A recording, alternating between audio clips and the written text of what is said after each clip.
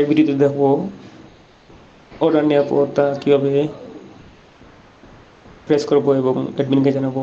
যদি আমরা প্রথমবার অর্ডার করে থাকি তাহলে প্রথমে একটি সেলার আইডি তৈরি করতে হবে। তার জন্য আমরা প্রথমে হোয়াটসঅ্যাপ থেকে অ্যাডমিনকে একটি মেসেজ দিব এবং সে আমাদেরকে একটি সেলার আইডি তৈরি করে দেবে।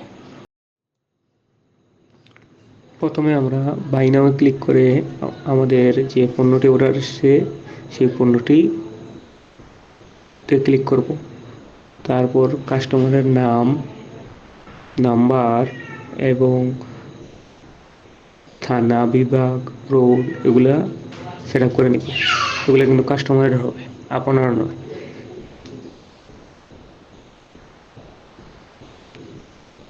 যেমন ঢাকা রামপুরা ডিলিট করে নিলাম।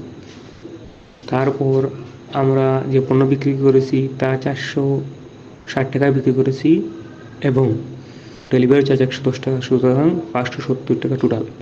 তাই আমরা টোটালটা এখানে লিখে দেব, টোটাল 570 টাকা। এবং আমরা রিসেল আইডি নম্বরটিও দিয়ে দিব। যদি রিসেল আইডি করে না থাকি তাহলে অ্যাডমিনকে মেসেজ করে রিসেল আইডিটি করে নিব। তারপর আমি কত টাকা প্রফিটে পণ্যটি বিক্রি করেছি তা লিখে দিব। পণ্যের দাম ছিল 380 টাকা, বিক্রি করেছি 460 টাকা, সুতরাং 80 টাকা প্রফিট। সুতরাং প্রফিটটাও লিখে দেব 80 টাকা। তারপর অর্ডারটা প্রেস করে দিব।